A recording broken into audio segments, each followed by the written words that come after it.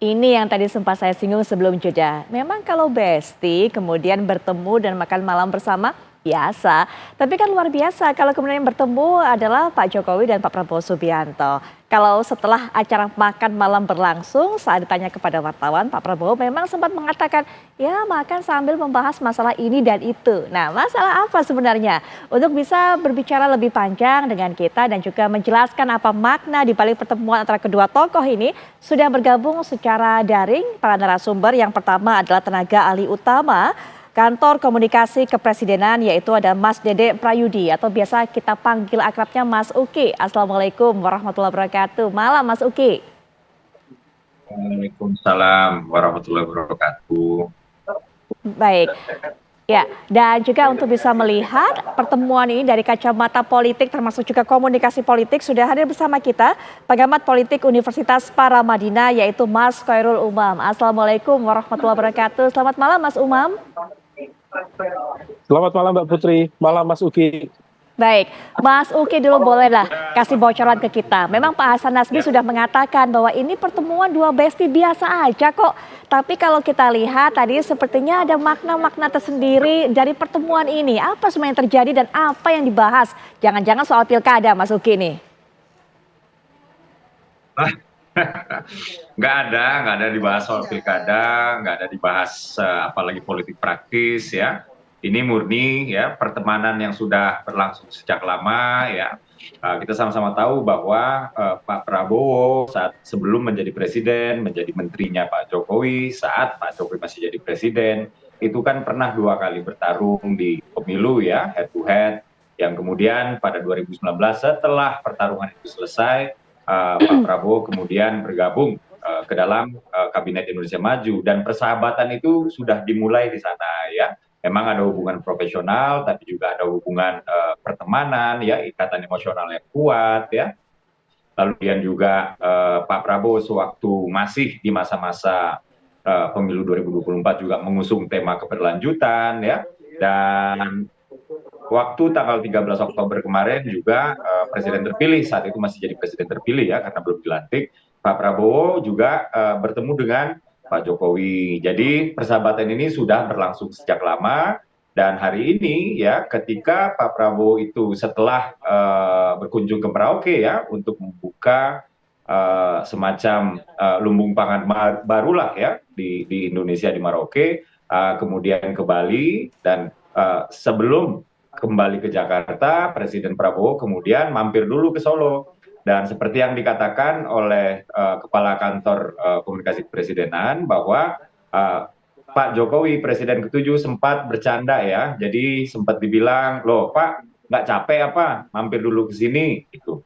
Lalu kemudian Presiden Prabowo juga menjawabnya dengan candaan, loh ya gimana mau capek, saya kan naik pesawat. Nah, kurang lebih seperti itu gitu. Jadi tidak ada yang spesial ya. Jadi kami di Kantor Komunikasi Kepresidenan sudah menerima informasi bahwa apa yang kedua tokoh bangsa ini bicarakan adalah hal-hal yang kaitannya dengan hubungan pertemanan mereka, menanyakan kabar dan lain-lain gitu. Tidak ada yang spesial, apalagi dikait-kaitkan dengan pemilu. Tapi kalau sebagai sebuah gestur, ini adalah sebuah gestur yang positif ya. Artinya dua presiden, yang satu ke-7, yang satu lagi yang ke-8 nih ya, ini memiliki keakraban yang sangat luar biasa. Dan inilah yang digaungkan oleh Presiden Prabowo semenjak dulu, yaitu apa? Bahwa dari sekarang sampai 2045, 2046, 2047, Indonesia itu sedang fase-fase krusial, karena kalau enggak Indonesia jadi negara maju, maka Indonesia akan terjebak di middle income trap. Dan modalitas utama yang harus dimiliki oleh Indonesia untuk menjadi negara maju adalah persatuan nasional. Untuk itu makanya Presiden Prabowo sejak awal itu selalu menggaungkan persatuan-persatuan ya. Beliau selalu membuka tangan ya, selalu merangkul dan lain-lain. Dan gestur inilah yang nampak pada hari ini, dan saya pikir kita harus menyambut gembira soal itu. Demikian, Pak. Baik. Kalau pertemuannya ini kemudian menunjukkan betapa positifnya hubungan persahabatan antara dua sosok, dua tokoh ini, memang kita sepakat. Tapi kemudian ada opini yang berkembang di masyarakat kalau kita melihat timeline dari kegiatannya Pak Prabowo, Mas Uki. Mas Uki juga sudah menyebutkan tadi.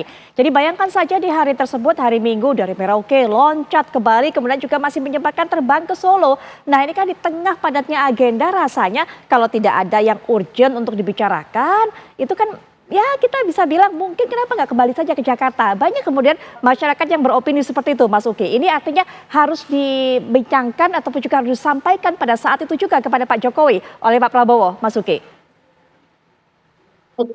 Iya, persahabatan dan pertemanan itu kan penting ya. Artinya kan kita nggak bisa ya, hanya karena di tengah-tengah kesibukan Presiden Prabowo kemudian berkunjung Pak Joko ke kediaman Pak Jokowi, lalu makan di angkringan di Solo gitu.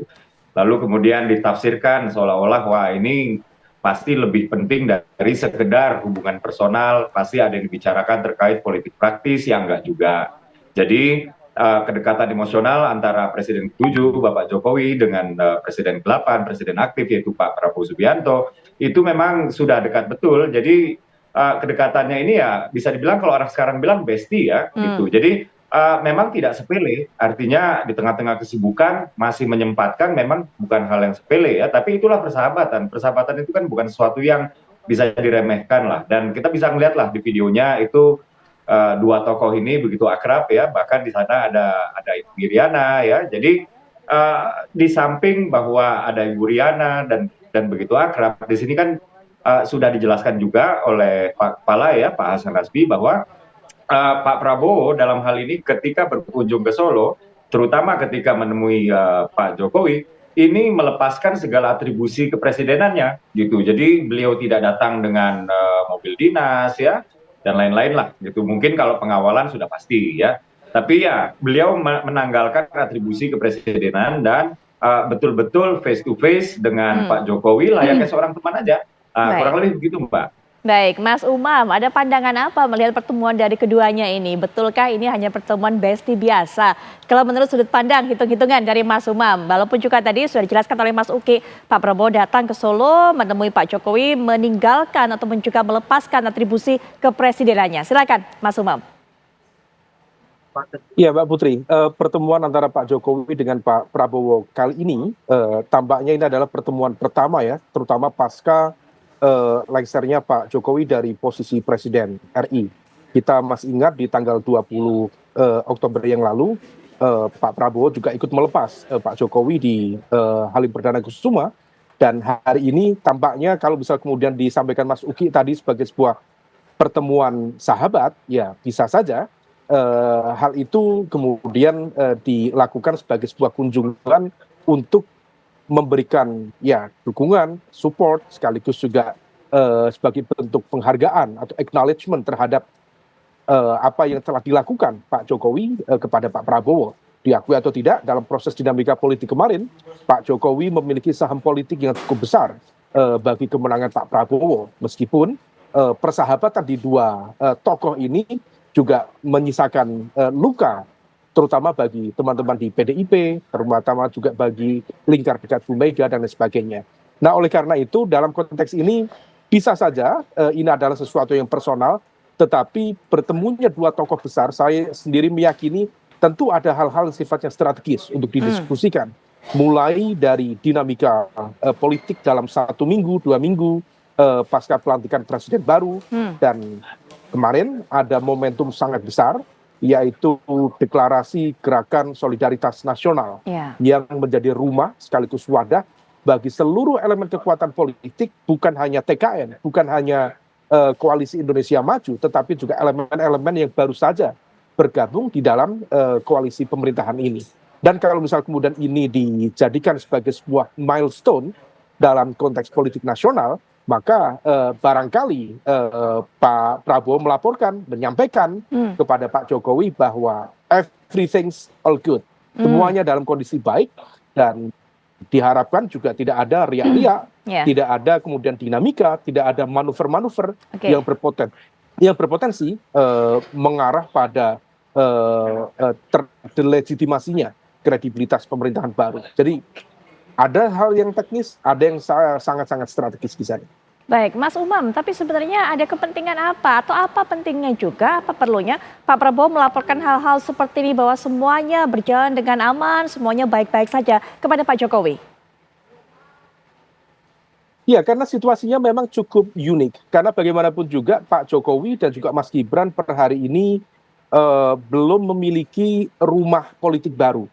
Artinya dalam konteks transisi kekuasaan, seringkali kemudian elemen-elemen yang merasa terlukai, tersakiti, seringkali kemudian juga sudah menyiapkan langkah-langkah yang barangkali sudah mereka kalkulasikan untuk melakukan serangan balik dan lain sebagainya. Maka dalam situasi seperti ini tentu Pak Jokowi juga Mas Gibran betul-betul menitipkan diri kepada kearifan dan juga kebijaksanaan presiden terpilih untuk memberikan proteksi dalam arti menjaga dinamika dan juga stabilitas politik supaya kemudian tidak menyasar lingkar dekat misalnya Pak Jokowi atau Mas Gibran. Nah, situasi ini yang barangkali perlu diantisipasi betul oleh Pak Jokowi, oleh Mas Gibran, sampai kemudian pada momentum nanti Pak Jokowi menentukan sikap di kekuatan politik mana dia akan berlabuh. Demikian juga Mas Gibran, di kekuatan politik mana dia akan bergabung. Karena protection, the best protection atau perlindungan terbaik dalam sebuah kekuatan yang berkontestasi dalam lingkup kekuasaan yang sangat dinamis, yang terbaik adalah menjadi bagian dari elemen kekuatan politik itu sendiri. Dalam konteks ini adalah menjadi bagian dari partai politik. Jadi ada hal-hal yang tentunya sensitivitas itu akan terus berjalan, termasuk juga masih hidupnya wacana pertemuan antara Pak Prabowo dengan Bu Mega dan lain sebagainya. Barangkali juga termasuk dengan hal-hal yang sifatnya teknis terkait dengan pilkada, terutama pilkada Jawa Tengah dan pilkada DKI Jakarta yang sangat strategis. DKI Jakarta sangat strategis bagi presiden baru dalam pengelolaan Jakarta dan juga aglomerasinya. Dan di Jawa Tengah, Pak Jokowi sekarang kembali ke kampung halamannya. Dan kalau misal kemudian di Jawa Tengah misalnya PDIP yang mengusung Pak Andika dan juga Mas Hendy mampu melakukan perlawanan secara terbuka terhadap elemen kekuatan yang notabene semua hampir tahu didukung oleh Pak Jokowi, maka kemudian tentu hal itu akan menjadi sebuah catatan yang sangat sensitif bagi keberadaan Pak Jokowi di keluarga besar di Jawa Tengah saat ini. Baik, hal ini mungkin juga nanti bisa diberikan tanggapan oleh Mas Uki. Benar nggak sih Mas Uki, hal-hal strategis termasuk juga sensitif untuk bisa terkait dengan Pak Prabowo, kemudian juga Pak Jokowi, salah satunya adalah masalah pilkada Jawa Tengah dan DKI Jakarta, dan juga kemudian semacam laporan dari Pak Prabowo bahwa semuanya aman, situasi kondusif begitu, dan juga tidak akan tersentuh Pak Jokowi dan juga Mas Gibran. Ini menjadi menu perbincangan semalam. Nanti juga bisa diberikan jawaban Mas Uki, tapi setelah jeda, apakah Kabar Indonesia Malam akan segera kembali sesaat lagi.